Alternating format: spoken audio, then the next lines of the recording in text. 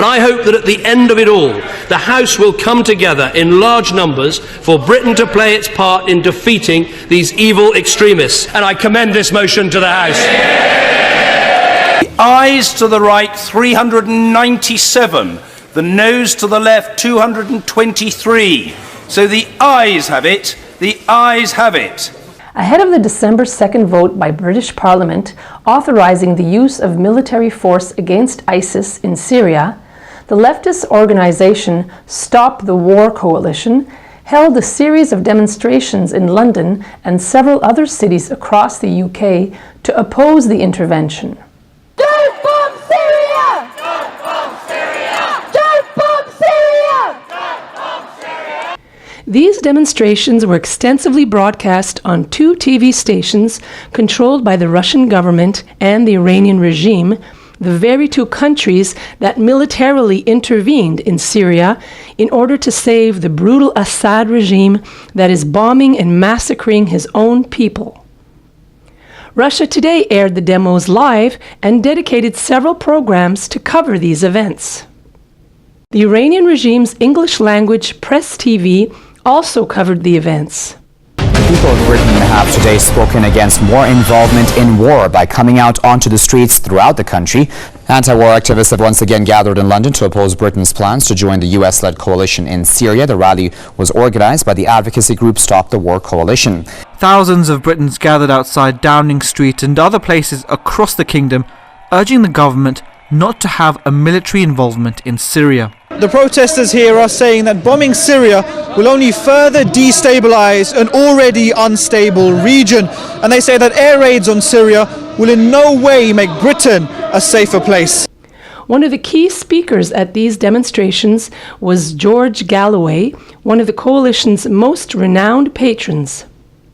Ironically, Galloway is a paid employee of both Russia Today and Press TV. The tragic irony is that while Galloway was making his passionate speech at the Don't Bomb Syria demonstration, both he and the coalition support the Syrian dictator's bombing of his own people and have also endorsed the Iranian regime's military intervention in support of the Syrian tyrant.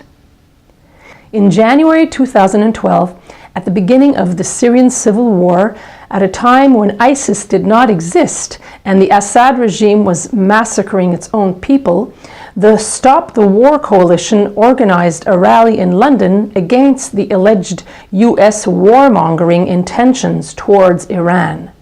At the rally, many Hezbollah flags were waved in the crowd, as did a large Syrian flag bearing President Bashar al-Assad's portrait, while Iranian regime supporters chanted, "God bless Khamenei." God bless Khamenei! God bless Khamenei! God bless Khamenei!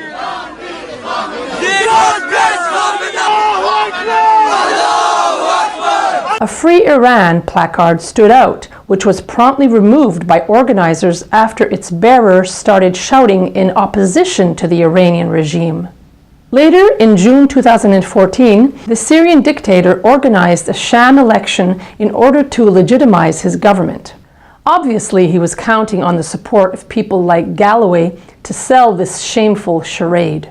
The Syrian election result, and especially its turnout, should deal a death blow to the Western-backed conspiracy against Syria. More than 70% of the Syrian people voted, whilst the war was going on, to re-elect overwhelmingly the President Bashar al-Assad. Moreover, Galloway has openly supported the Iranian regime's military intervention in Syria to prevent the downfall of Assad. And my friend said, well, George Galloway is towing the line of Iran, and Iran are not innocent in this situation. Is there any criticism of the Iranian government for backing Bashar al-Assad 100%? No, unconditionally? What's your view? I just want you to come back on that. I'll be as frank as you've been, Julian. Thank you. The Iranian government fully supports Syria in its resistance to this international conspiracy against it. And I'm very proud of them for doing so. Clearly, Galloway and his anti-war colleagues will have no objections as long as any foreign military intervention in Syria doesn't undermine the regime, but boosts Assad's grip on power. Do you support Russian attacks on the anti-Assad forces in Syria? I do, if as they are, coordinated with the Syrian government's army. And if we coordinated our involvement in Syria with Russia and the Syrian government, I'd support that too. Supporting the Syrian dictator and his Iranian backers is yet another revealing example of how Galloway and his colleagues at the Stop the War coalition use the peace mantle as a disguise to serve the Iranian regime's interests while defending Tehran's regional ambitions. Galloway was a member of Parliament for the Labour Party from 1987 to 2012, and then as an MP for the Respect Party until May 2015, until he lost his seat in the general elections. According to his website, he is planning to run in the London mayoral elections in May 2016. Galloway is a UK politician employed and remunerated by the Iranian regime and the Russian government. According to the Independent Parliamentary Standards Authority, which reports how much each MP was paid besides their salaries, George Galloway receives payments from 3 foreign television stations: Al Mayadeen, which is an Iranian-backed Hezbollah channel in Lebanon; LBP TV, a channel broadcast out of the offices of Iran-backed station Press TV; and Russia Today, Putin's propaganda channel, where he has a weekly slot. In the first 4 months of 2014, Galloway received £65,000 from these channels, making an annual income of £200,000. Galloway first started producing programs for Press TV during Ahmadinejad's presidency.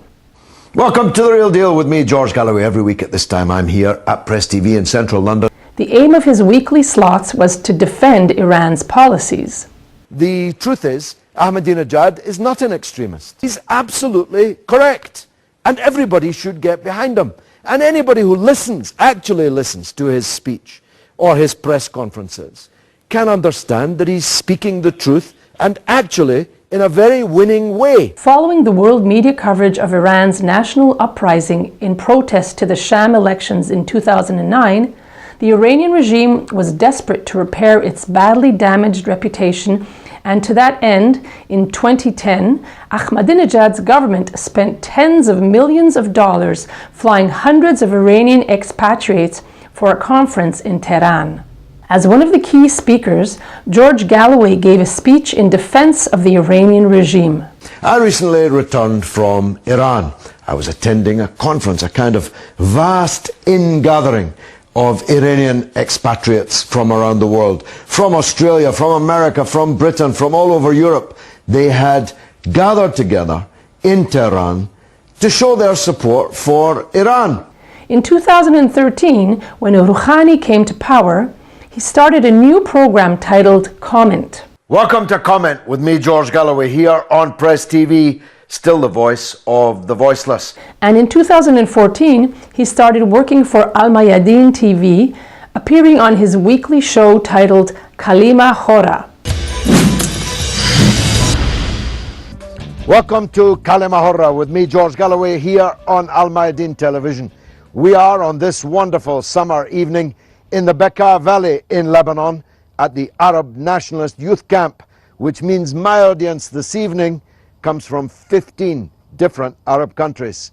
He defends the Iranian regime on his weekly programs and tries to justify their regional policies. Let's take a look at some of his impassioned speeches. He claims that Iran is a democracy and that the sham elections, where voters are forced to choose between the regime's own hand-picked candidates, are fair and democratic. Iran actually has a real, live, democratic polity. The Iranian people can elect a parliament, and their elections are very hotly contested. At least the Iranian people can choose a president. And of course there is a supreme leader in Iran, because there is a political system in Iran which is unique to Iran. And the Iranian people made a revolution in order to bring this system about. And this supreme authority of religious people is what the mass of the Iranian people want. According to Galloway, not only does Iran not treat women as second-class citizens, but they hold high power positions and are involved in the management of the country. Actually, Iranian women run Iran. In Tehran, women are in all the important positions, in the media, in banking, in education, in public life. Everywhere you see women in Iran. This is while, according to the annual Global Gender Gap Report published by the World Economic Forum, Iran ranks in at 141 out of the 145 countries covered by the report. It is also worth mentioning that only a few days ago, Iran banned women from performing music in public. Galloway has also gone out of his way to defend the terrorist group Hezbollah and its leader Hassan Nasrallah, whom he claims is the Islamic world's most popular leader. Now, yesterday in Beirut, I had a meeting with one of the main leaders of the Lebanese resistance, Hezbollah. But the most popular man by a long way in the entire Arab world is Sayyid Hassan Nasrallah. And this is because he is a true and genuine leader. Alhamdulillah, may God protect Sayyid Nasrallah, the leader of the Lebanese resistance. I think that Hassan Nasrallah is the best leader in the Muslim world.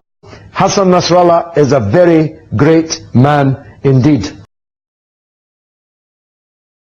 The Stop the War Coalition was formed in 2001 in opposition to the US and UK invasions of Afghanistan and Iraq. After 2006, it shifted its focus to opposing sanctions against Iran and was gradually morphed into a pro-Tehran advocacy group. In 2005, when Ahmadinejad became president, the regime launched a vast campaign to attract American and British anti-war movements to its cause. Abbas Edalat has been Tehran's point man to manipulate the UK anti-war coalition. We see him here speaking at one of the coalition's meetings. Here we see Edalat at the New Year's gathering in the Iranian embassy. For almost a decade, the coalition portrayed Iran as a victim of US warmongering policies and defended the Iranian nuclear program. We don't attack the Iranian government in the Western media, and this is crucial. This is crucial. Our job in the West is to put pressure on the British government, on the US government, on Israeli government to stop this intention of attacking Iran. So the demand to stop the enrichment of uranium called in the West will play directly into the hands of the warmongers, because this is exactly the central issue, that the US is trying to distort the real issues about the Iran-US standoff. As a lot of people have said, it's not about the Iranian nuclear issue. It's not about this so-called Iran's support for terrorism, right? There's no evidence for any of these two things. Either a weaponization program in Iran or Iran's fomenting violence in Iraq in order to push the Americans out. There's no evidence for this. The Americans have not been able to provide evidence for that. When there is a standoff between Iran and the US, we should be on the side of Iran 100% against US and all its imperial intentions. Each year, the Iranian regime organizes the Quds Day rally in several key cities around the world, a ritual initiated by Ayatollah Khomeini in 1979 to commemorate the struggle to liberate Jerusalem from the Zionist occupation.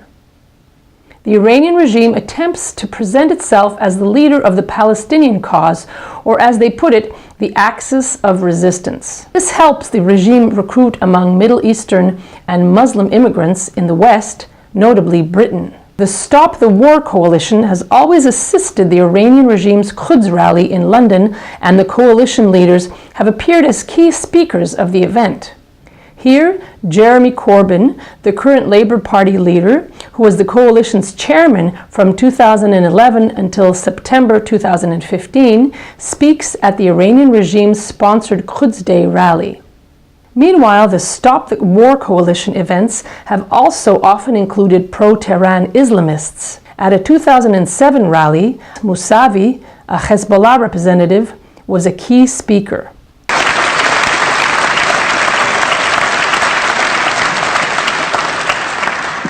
Assalamu alaikum, which means peace be upon you all. The Stop the War Coalition's efforts and activities demonstrate the Iranian regime's success in hijacking part of the anti-war movement in the West.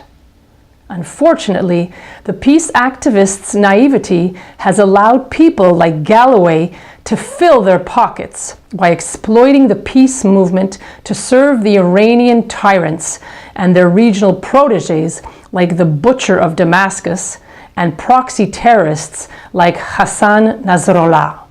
Welcome to Comment with me, Jeremy Corbyn. Please call in or email us, comment@presstv.